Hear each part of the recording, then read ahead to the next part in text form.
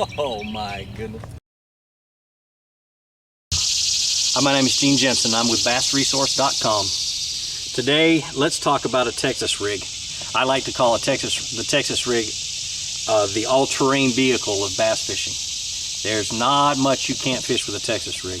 Only thing that I can think of off the top of my head is grass, submerged grass. You can punch matted grass with it, but submerged grass, it tends to get hung up and as you're trying to drag it and hop it along the bottom. Now, what a Texas rig consists of is just a simple bullet weight. Any weight will do. I like nothing larger than a 1/4 ounce because I'm typically fishing shallow water with it. Now, if I'm fishing like a deep hump or a rock pile in deep water or whatever, I will, if I'm using a Texas rig, I'll up it to about a 3/8 ounce, but nothing much heavier than that.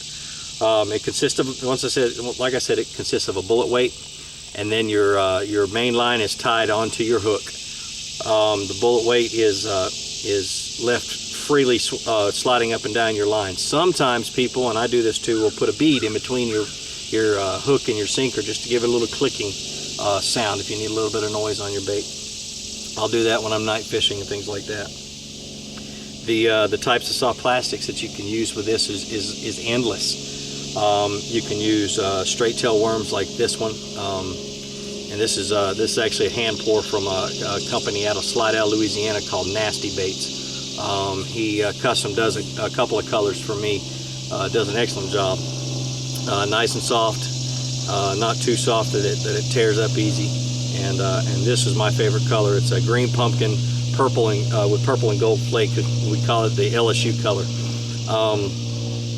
Anyway, it's with any type of bait, crawfish, lizard, or anything else. It's all about the action. It's all about what the bass want. So let's get out on the water and show you the different little things you can do with the Texas rig. What I'm going to do here is I'm going to work my way along the bank of the river, and I'm going to pitch to there's several trees along the bank, and I'm just going to kind of pitch and cast and cover each of the trees pretty efficiently. I got that green pumpkin, gold and purple worm on, and I just got a little bullet weight on there. So let's pull up to this one and I'll kind of talk you through what I'm doing.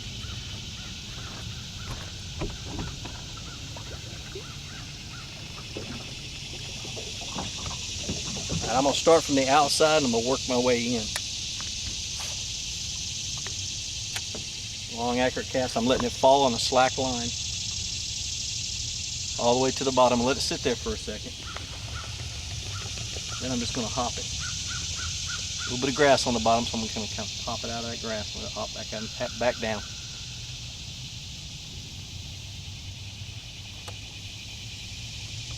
Okay, after a few hops, I'm just going to bring it back in.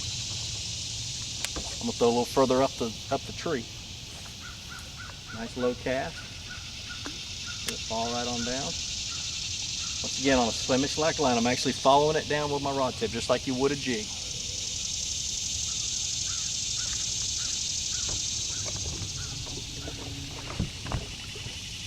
I'm going to bring it in, and I'm going to go all the way to the back. I'm going to let it fall down. Now I'm over top of a little stick, so I'm just going to hop it up on that stick just a few times.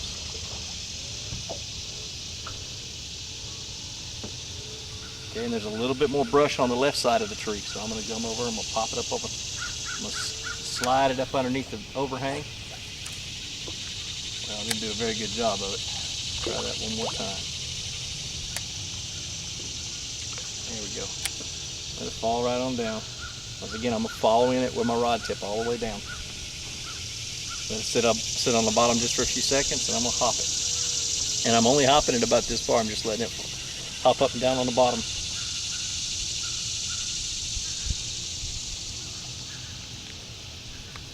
All right, let me get right in the middle of that brush pile. There we go.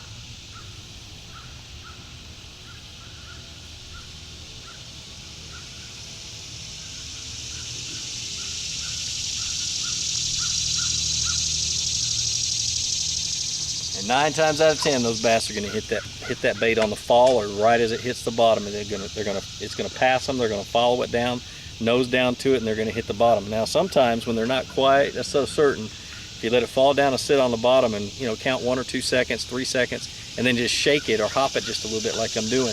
Those bass that followed it down are just sitting there nosing it and just looking at it. You make that one hop and they're just going to instinct strike it and just going to suck it in. Then you set the hook. Now, that reminds me, with hook sets, with a Texas rig, most of my hook sets are at 2 o'clock. Okay, I swing it over top of my right shoulder, and I don't go straight up, I don't go down to the side, and I don't go low. I go right up about 2 o'clock, and I set it pretty hard, and then I try to keep tension on them and pull them out of whatever brush pile they're in. All right, let's go ahead and work our way up this bank, and just kind of watch me and watch how I work this Texas rig on this bank.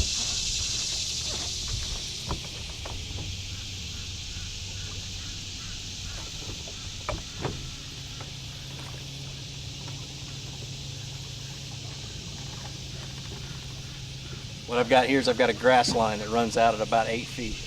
And I'm just going to work my way, I'm just working my way up the grass line. Then I fall all the way down to the edge of the grass line.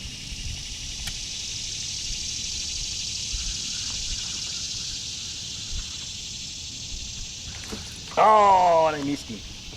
And if you have never fished a sinking bait, the question always comes up as, how do you know what's on the bottom, okay? If you throw it out and you put your line at a semi-slack line, meaning that it's got a sag to it, and you watch your line moving, it'll be moving out away from you, and all of a sudden it'll stop, and when it stops, it's sitting on the bottom, okay?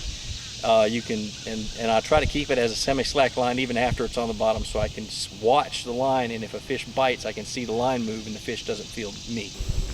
And really, that's all there is to fishing a Texas rig.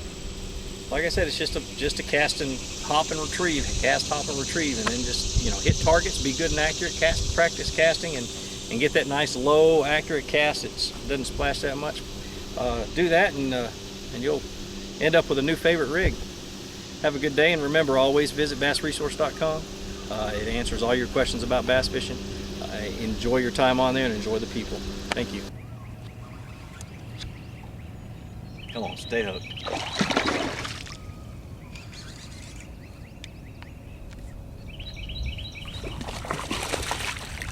Stay hooked, stay hooked, stay hooked. Don't do that. Another good fish.